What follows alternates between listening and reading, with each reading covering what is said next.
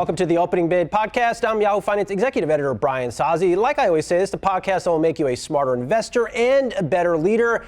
And we want to have a little fun in this podcast. Not that we normally don't have fun on Opening Bid, but we're really going to lean into fun here. Hasbro CEO Chris Cox is here. Good to see you in person for a change. Toy Fair in New York City at the time of this taping. I got an Optimus Prime on the desk. I don't want to touch it. Like, it makes like noise and stuff. But what's hot?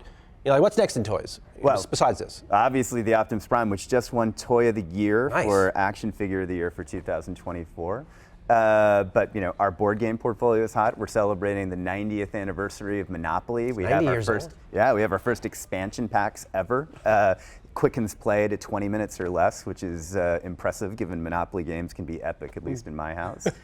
We have Connect 4 Frenzy, which I think I was telling you a little bit before the podcast. If you have any familiarity with the classic college game of quarters, you'll have a lot of fun with. Everyone's been enjoying that at the booth. That's wild. We announced Peppa Pig's Mummy Pig is pregnant. She's expecting, so Peppa Pig's family. I don't know if that's breaking news or should I don't have to get off here and write a story on that, but that's pretty cool. We have a ton of cool new action figures like Transformers War of the Primes. We have Cyberverse. We have new Mix Mashers that combine Marvel, Star Wars, and Transformers and configurable action figures. We have Nanimals, which is a new electronic pet for $20. And then, of course, we have a ton on Play-Doh, with especially Play-Doh Barbie, combining the iconic fashion play of Barbie with creating your own fashions with everyone's favorite dough, Play-Doh. What makes a cool toy nowadays? Oh, well, I think a couple things. It depends a little bit on the demographic, but I certainly think a toy that has the potential to age up and appeal to both parents, aunts, uncles, and the kids who play with them. That's part of the magic of something like a lot of our role-playing toys, Nerf. Everyone can appreciate a good Nerf battle in the backyard.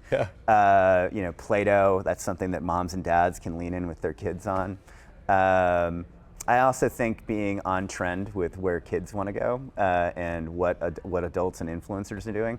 You know, like for instance, on Play-Doh Barbie, that was something we actually saw on YouTube. It had over 1 billion views of people making Play-Doh fashions on it. And so we were just inspired by that. Some of our best board games have been like that as well. You must hear countless stories on how people interacted with toys. And I'm gonna give a shout out to my brother Gary. Like, him and I would play with like these Ninja Turtles, and I would have this machine or a van. It would shoot out pizza discs. It was just so much fun. Like, what's your Toy Story life? Oh, my Toy Story life? Yeah, like what did you grow up playing with? Like, oh, well, I played with everything. I'm a playing omnivore. So my favorite toys as a kid were G.I. Joe and Transformers. Okay. Not to shout out a competitor, but I was a Lego champion at King Arthur's Court. Lego's safe. They just build blocks. Well, they're a partner of ours too, so they do D&D and Transformers Legos. I loved all of our board games, so Parker Brothers and Milton Bradley were my jam. Monopoly, Scrabble, the Game of Life. You name it. Another Toy Story. I remember working at. So before this, I used to work at TheStreet.com. I walk into the office one day, Chris, and there's this giant Monopoly man in our office that hung out with me the whole day. I guess it was a photo op, but I actually taped. I got to send it to you. I taped a video with this thing. It's wild, dude. Oh, nice. It's totally wild. You got to bring him back to the city. Oh, okay, done. But what are you doing Monopoly? Like, you've had I don't know, it seems like you're getting more out of this franchise. I mean, you have the digital property, you have the board games. Yeah, Monopoly is celebrating its 90th anniversary, bigger than ever. It's the biggest board game in the world. We're doing all new expansion packs with it, like I said. And then, of course, you have Monopoly Go, which is a juggernaut. It's the most successful mobile game in history outside of China. Billions of dollars, hundreds of millions of consumers. We've got a movie in development with Lionsgate and Margot Robbie. When does that hit? Production hasn't been dated yet, but we got some great talent attached. Script is looking very, very good. I mean, it's a game that everyone can relate to. And I think particularly in a world where, people are very digitized, a lot of people claim to be lonely, and loneliness is kind of an epidemic. a game like Monopoly, it brings family and friends together and gives them kind of a roadmap for connecting with each other authentically. We've talked before. I know you're a gamer. Like, how hardcore are you on Monopoly? I mean, do you know all the Monopoly tricks? Do you know how to crush competitors? I'm pretty hardcore on Monopoly, and I have to admit, I'm a massive cheater at Monopoly. So you're just taking the money out of the center of the console? I mean, I think the fun of Monopoly is what can you get away with on the board. So, like, I've got two kids. I've got a daughter and a son. 17 and 19, and then my poor wife, who I'll admit is not a huge Monopoly fan. She's a very strict rule follower, and basically the kids and I try to cheat each other and try to. So you're all figure working out what together we can against get away mom, with. Yeah. basically. Well, we're going against each other too, Okay. but mom will usually board flip after about 3 or 4 turns. That's capitalism, and it's like finest form. Like that's like bringing the game of Monopoly to life. But I think. Just following your company the past year, there's been a lot of transformation. You have the digital component, you have Magic, you have reinventing the toy business, and now you're getting into video games. Yeah. Talk to us about that. Have you made a video game yet, and how big could that business be?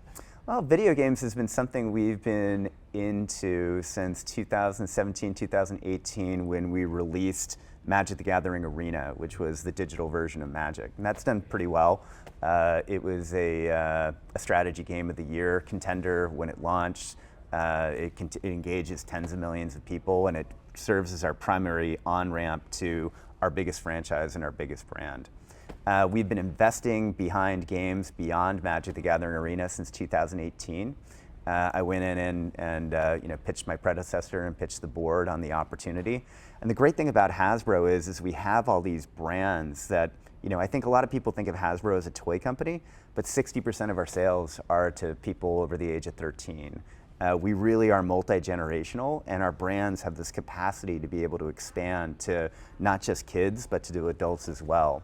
And that gives us a lot of surface area to invest in. So we have about a dozen projects in development internally. Video game projects in development internally. We have about 115 license-based projects that we're working with other partners like Scopely or Zynga or Take-Two that make games across our 1,000+ marks that Hasbro owns. And it's a huge opportunity. It's the fastest growing space inside of entertainment of the last decade. It's had a little bit of a slowdown over the last year or two as we've kind of gotten to the later stages of the latest console release cycle, but that's going to pick back up again. And so we see a huge opportunity. How big could video games be for you? Talking about, hey, I'm going to put out a football game that takes aim at Electronic Arts. I mean, I'm sure they have the NFL license, but still, how serious are you for video games? It's our biggest capital investment that we've been driving over the last couple years. So like hiring developers? So we have 7 internal studios that we work with. We're announcing major partnerships and JVs like we just did with Saber Interactive. Saber did Warhammer 40K Space Marine 2. That sold tens of millions of units. They'll be doing a game with us that we'll be co-publishing. We have several more partnerships that we'll announce. I think it's going to be a meaningful contributor to our growth as we look forward. I think we have fairly balanced growth. Our licensing business is up 60% over the last 3 years. Our toy business, I think we're in the later stages of a turnaround, and you're going to start to see renewed growth from that. But I think digital has the capability of really changing the way people think about Hasbro and the way we reach our consumers. Are investors looking at your company correctly? Because every time I've talked to you of late, I hear a digital story. And every time I think digital, I think high margin opportunity, potential for recurring revenue. Does the street get that yet? Well, I think Hasbro has the largest market cap of any publicly traded toy and game company. So I think at least they're partially getting it. I think investors really focus on what's coming up in the next year. And when you're in 2024, 2026 seems a really far away.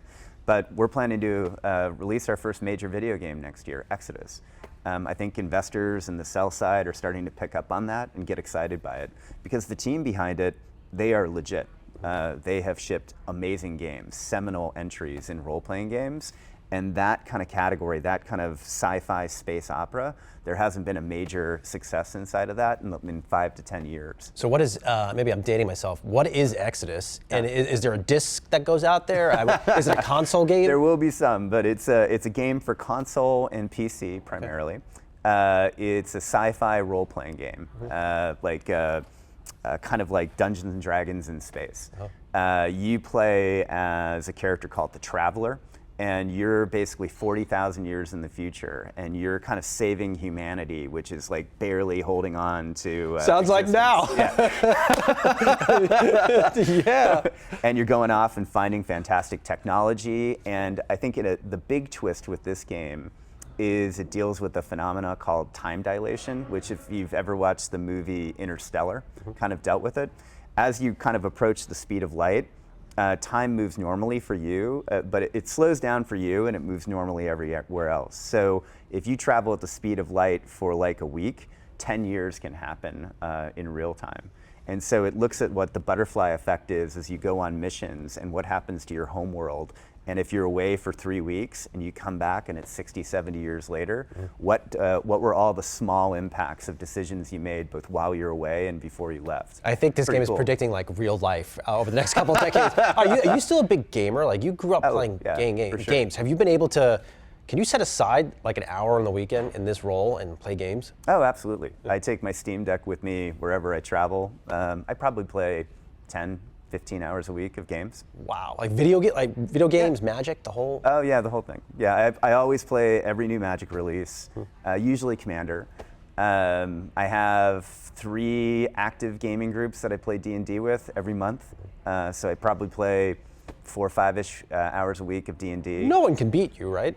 Oh, well, D&D is cooperative. Okay. So, but when I'm the DM, I definitely try to. I mean, you know all the tricks. Like, I mean, your company built this stuff. Like, I mean, you have to win every single thing. Kind of like Monopoly. I'm not exactly a rulesy DM, if you can tell based on my Monopoly gameplay. I'm more kind of narrative and storytelling. Okay. And then video games. I've always loved video games, going way back. You know, I just like to play anything. I'll play Scrabble on my phone. I'll play a super hardcore role-playing game. I'll play a latest shooter.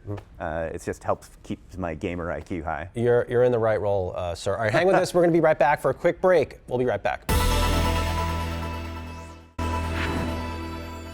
All right, welcome back to Opening Bid. Having a fun chat on all things toys with Chris Cox, Hasbro CEO. How big is that Magic business now for you guys? Oh, it's over $1 billion. And it's grown for 14 out of the last 15 years. When I started back in 2016, Magic was around a $350 million business, and now it's probably approaching a $1.1 to $1.2 billion business. It's huge. Who's on the platform?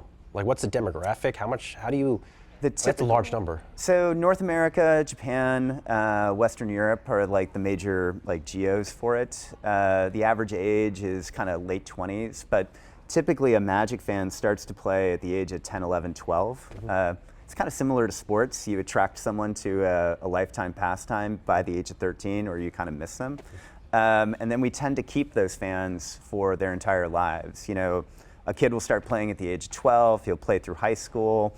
Chances are, you know, when they go to college, they'll probably fall out of the game for a bit. But then when, you know, either later in college or when they get into their first job, they'll go to a game store and pick up some friends along the way and start playing again. Then they'll stop usually when they get married for a little usually. bit. Yeah. Usually, but not guaranteed. And then when they have kids, interestingly, then they want to kind of pass on like their favorite pastime. So usually what we see in a Magic fan is they play for 5 to 7 year cycles, and they usually play like 3 to 4 cycles over the course of their lifetime. So while the average age of a Magic fan has kind of ticked up over time, we constantly renew it, and the aging is really, it's because there's more 50-year-olds who are playing who started when they were 12. You know, it's so funny. It's funny you mentioned the passing on. So for this past Christmas, I bought my nieces and nephews, you know those giant arcades you can get like when Walmart? Yeah. I got them at NBA Jam. I had shipped it to my brother. Nice. I shipped it to my brother's house. I'm like, I'm not putting this together. Well, I ended up putting it together. And I wanted them to like have that connection with games. Is that what you see happening? Oh, for sure. Like there's a huge passing of the baton generation to generation on games. It's driving Magic at the moment. I think it's driving TCGs at the moment overall, because all these kids who grew up like in the late 90s are now like in their 20s and early 30s. Well, not my 20s, but I guess mid to late 80s. And they have like a lot of discretionary income, and so of course they're playing Magic, and of course they're playing Pokemon, and they're picking it up again. Same has gone with D&D. Like, you know, my generation was the generation who grew up in the 80s and were hardcore D&D fans. Now we're passing it on to Gen Alpha and whatever the generation Something after Gen. that is. So what is, as you look at the the product roadmap for Magic, let's say the next 3 years, what does it look like? How do you keep that growing? Well, I think the biggest thing is going to be this thing called Universes Beyond. So Magic is the only major trading card game that's kind of opened up its platform and allowed other IPs in. And that's been a huge growth driver for us. So we did our first major collaboration with Lord of the Rings 2 years ago. That set records for the best-selling Magic set in history. This year, we're going to have Final Fantasy in June. We're going to have Spider-Man in the fall. And then right before Christmas, we're going to do Avatar: The Last Airbender. Mm. And what those sets do is they light up collectors and existing fans. They invite and give a reason for lapsed fans to come back. And then most importantly, they invite new fans in from related fandoms. So we expect Final Fantasy will not just break records, but blow past even the Lord of the Rings high watermark that we have. Wow. Hey, let's talk a little bit about the business of toys. I'm looking at this toy in real time, this Transformers toy. I mean, look, we're in this world of there's a trade war, Chris. I don't have to tell you this, but how does this get made in this era of trade war? How much more will that cost? This cool sword, how much does that cost? And how do you keep this thing a profitable venture for a company like Hasbro? Well, a tariff is basically a cost on the product, and costs on products will ultimately get passed through to the end user. Mm. So, our preference would be that we minimize tariffs wherever possible because we're very focused on affordability and getting the lowest possible price points to our consumers. So something like this action figure will go for around $20, $25. That's pretty good. Yeah. And so it's usually made in markets like China or Vietnam, increasingly India and Indonesia, where labor costs are lower, where there's a relatively sophisticated supply chain that can take care of the IP that's associated with it, and can also, most importantly, take care of the safety concerns because these things are ideally oriented towards children. Do you tell, now we have 25% tariffs on Canada and Mexico, 10% more on China. Do you tell toy designers, hey, you have to redesign how a product is done to bring down costs? Is it that intricate, I guess? Well, we'll do a couple things. So we'll work with our suppliers and try to wrest whatever cost savings that we can out of them. We can do that in a couple different ways. We can negotiate with them and try to get costs down as much as we can, but recognizing they operate on very slim margins, like 3 or 4%. We also can do consolidation of the vendors that we work with so we can drive scale, and that lowers the average unit cost of things. We can look at the design of a product and try to cost optimize it, which we've been doing very actively for the last 3 years. And usually when we do that, it's not an approach of shrinkflation. I used to buy a half gallon of ice cream and now I get but this Transformer used to come with 2 arms, now it has 1. So we don't do that. But what we try to do is we try to be clever with how the internals are designed, how the mechanisms are designed so that it's still fun, but maybe we can, trim off a couple things that the user won't notice and get the prices down. But at the end of the day, when you're talking about tariffs in the neighborhood of 20% plus, that's a cost that we can't fully accommodate and will have to be passed on. And how much does that change the economics of the toy business? Well, I think it depends on what the elasticity is, and that depends on the category. So, a higher end kind of action figure that appeals to kind of multiple demographics, both kids and adults, that tends to be a more inelastic category. You can you have a little bit more pricing power. For things that are oriented towards kids and where parents are on a budget, you'll tend to have to really work hard to try to hit Magic price points. So, if you're talking a $7.99 action figure, if that goes to $8.99, you probably aren't going to see a lot of action on that. But if you have something that's $9.99 and all of a sudden you have to charge $11.99, parents are going to think twice about, do I get that for Johnny's birthday party or do I try to get something else? Do you have to reduce the number of SKUs or stock keeping units you sell? I mean, so you're selling, I guess, higher price point items? Well, yeah, we've been doing that anyway. Yes. Our SKU count is down about 80% over the last 2 years. And that's just because we had all of these long tail exclusives, 5 different versions of the color of pink of Play-Doh, gift packs that weren't necessarily very efficient for us. So I think right now we're at about the right SKU count. As we look at tariffs, our hope is that policymakers are listening. They're seeing that we're going to have no recourse but to at least pass along some of the costs to the consumer. And when does that hit? Is that instant price increases, or we're talking this is a holiday season thing? I think for the toy category, it's probably months. Can you make Optimus in the U.S.? We could. It would probably be on the order of 50% more expensive. So it's probably not super realistic that a significant inshoring of production is going to come back to the U.S. Is it labor? It's just hard. Is it hard to find labor or parts? Or yeah, I mean, labor is about 6x in the U.S. what you have overseas, but then there's just this like integrated supply chain of all these different component parts, all resin, dough, you name it, that are fully optimized over like 3 decades inside of Southeast Asia. That would just be difficult to replicate in the U.S. So you could move it back to the U.S. It would likely take 5 years, and you'd likely have a pretty significant price increase, and you probably wouldn't have a lot of incremental employment because we'd have to really optimize automation. Sounds like it just makes planning and business doing tougher. It just makes it's a tougher environment, right? Yeah. I mean, my hope is that there's a larger policy goal at play, and we'll be able to get to that relatively quickly, and we'll be able to get prices down as quickly as, hopefully faster than they'll ultimately raise. But you do make toys in the U.S., right? Yeah. So we make Magic cards, we Yes. make some of our D&D books, we make a lot of our board games, and we make some Play-Doh here. And, like for Magic cards, for instance, those are, high volume, relatively low customization. Like you print something different on a card, but a card basically stays the same. In toys, over 50% of SKUs turn over every year, and they turn over quite significantly. So that's why it's so labor intensive. So the US is great at manufacturing things that they design once and can just make millions and millions of, like pharmaceuticals, trucks, airplanes. But a toy, you're making in batches of hundreds of thousands, Sure. and you're lucky if you get an 18-month production run on it. Before we let you go, we always love to get hot takes from our guests, and I will actually answer this one first. What is your favorite toy of all time? For me, it is the Super Soaker, because I remember when they first came out, my dad would used to pick me up these like $1 like water guns from the local deli, and then all of a sudden, Chris, these giant guns came out. I was able to drench my brother, and nothing made me happier than to ruin his day. But what was your favorite toy? Oh, G.I. Joe USS Flag, 6 feet long. Yeah, I lusted after that for Christmas when I was. Can I still get one of those? Like, do they still sell?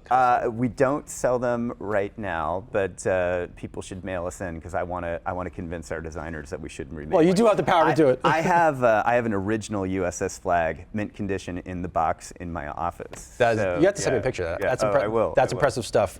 Chris Cox, thanks for bringing me Optimus. Good to see you in person for a change. Hasbro CEO, thank you. Ryan, thanks. Thanks.